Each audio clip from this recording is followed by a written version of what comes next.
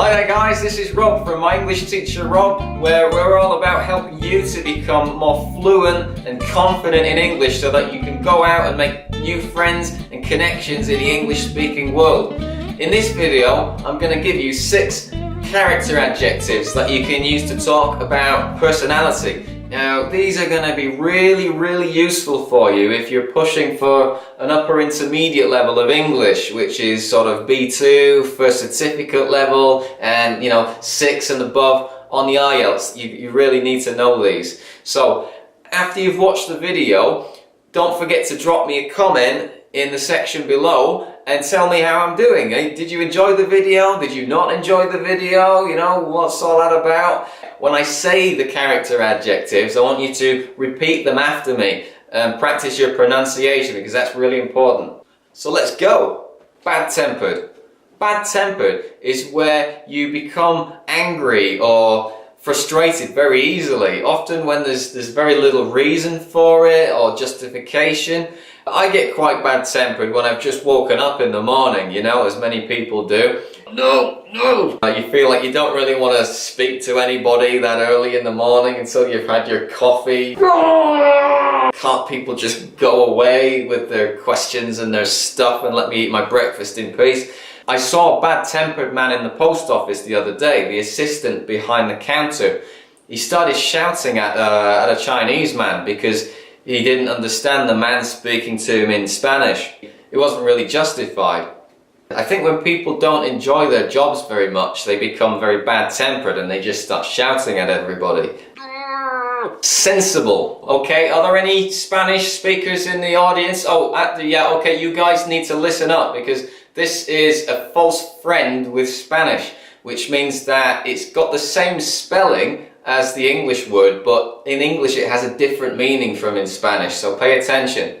If you're sensible, it means that you make rational and logical decisions in life.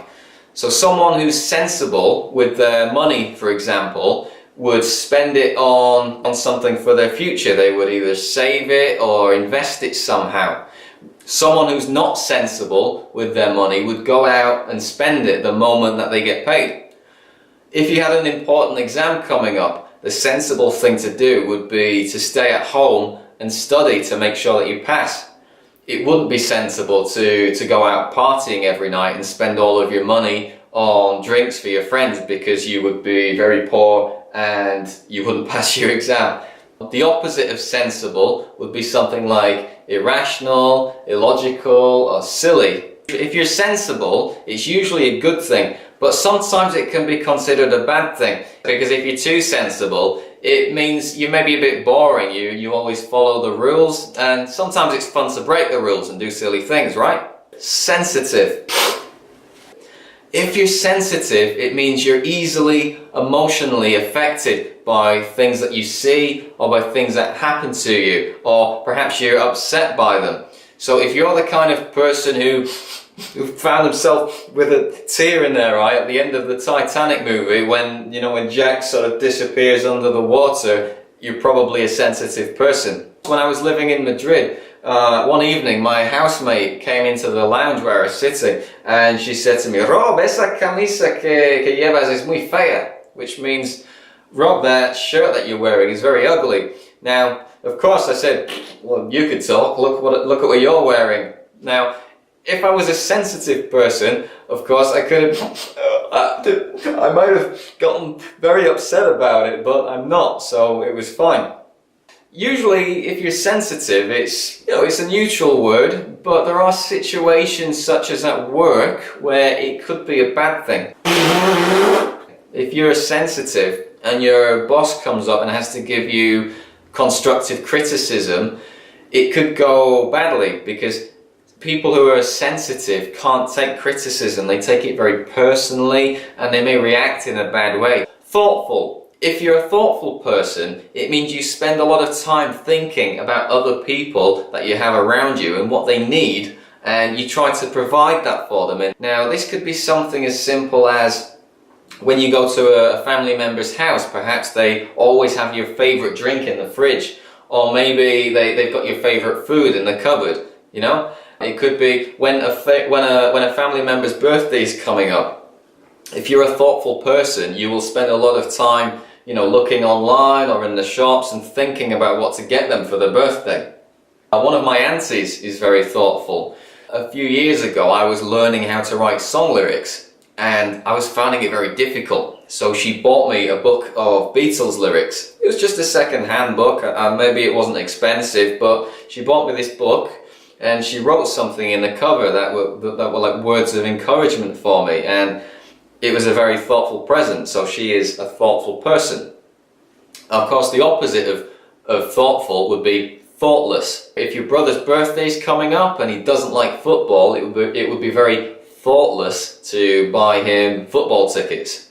Conscientious. Don't confuse this one with conscious. Conscious means awake.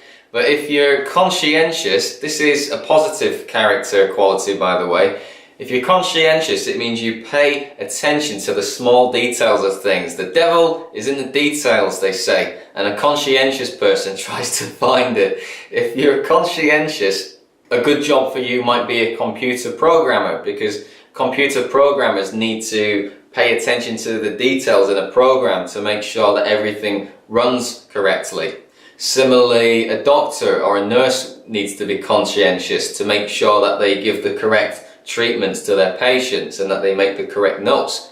Of course, if someone isn't conscientious in those situations, that's when mistakes happen, and that's why we sometimes have problems in computer software.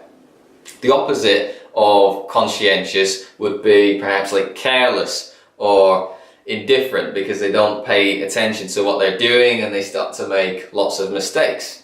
Naive. If you're naive, you're childlike and innocent in a situation, usually because you don't have the information that you need to make an informed choice or decision.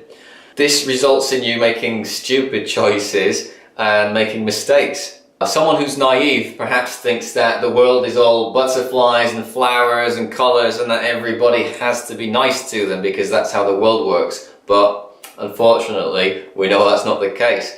I was quite naive when I moved to Spain because I'd worked in England for all of my life and I didn't know how things worked when I came over here. So I was often signing contracts in Spanish and I didn't know exactly what I was signing and the implications. So sometimes I didn't get paid as much as I was expecting.